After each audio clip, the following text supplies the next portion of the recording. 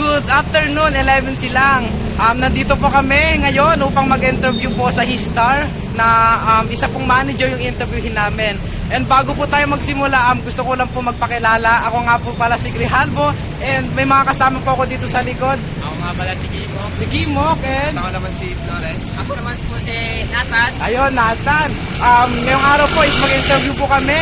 At ano pa pong hinihintay natin? Let's go! A few moments Hello, ako si Randy, manager ng Histar Korean Grocery. First questions. What are the different ways for customer and or suppliers to contact you? Actually, lagi namin ginagamit is yung Facebook page namin para i-contact kami. Ganun din naman sa mga suppliers namin, ginagamit namin is website para kontakin sila. Second question. How often do you use a phone or cellular phone for business? Estimate only? Actually, lagi namin ginagamit yung cellphone namin kasi yung normal na ginagamit ng mga tao and madaling makipag-communicate gamit cellphone. So kung bibilangin ko, kada araw yung ginagamit namin cellphone and even yung laptop is 10 times a day namin ginagamit para kontakin yung mga tao and ganoon din yung mga supplier namin. Third questions. Does your establishment have internet connection? If yes, what is the purpose? If no, would you consider having it in the near future? Why or why not? Actually, meron kaming internet and again, kailangan namin internet para makipag-communicate sa mga tao, especially sa mga supplier and ganun din sa mga nabili through online.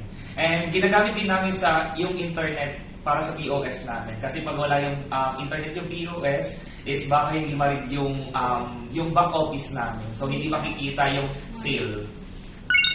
Fourth question. Does your business have a website? If yes, how does it help the company? If no, would you consider having one in the future? Why or why not? Ngayon sa business namin or sa business na to, actually wala kaming website. Pero again, napaka-powerful ng Facebook. Meron kaming Facebook page. Siguro sa ngayon, hindi namin kailangan yung website. Yung kailangan namin is yung Facebook para i-promote yung aming store. And near or soon, magkakaroon kami pwede kami gumawa ng website para, yun nga, mas ma-establish pa yung aming store. Fifth question. If applicable, would you consider giving free Wi-Fi access in the future? If you already have it, does it help boost sale? Actually, yung wifi namin is pang sa amin lang sa ngayon.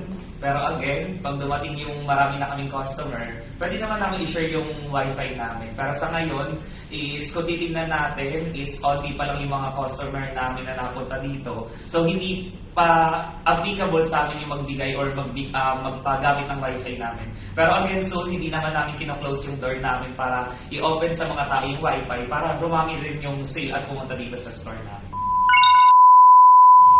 Hello, 11 silang and kami ang Group 4 and bali kakatapos na natin mag-interview kay Sir Randy. And guys, ano sa feel guys? Okay lang, masaya? Ayun, masaya. Paano masaya? Yun, masaya daw sila.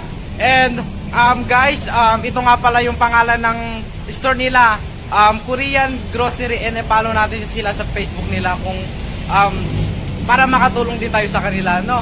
Thank you, Korean Grocery Store. Thank you, Korean Grocery. Ano ba yun? Wala pa. Huwag mo mabilis. Ay, di mo ba? Thank you.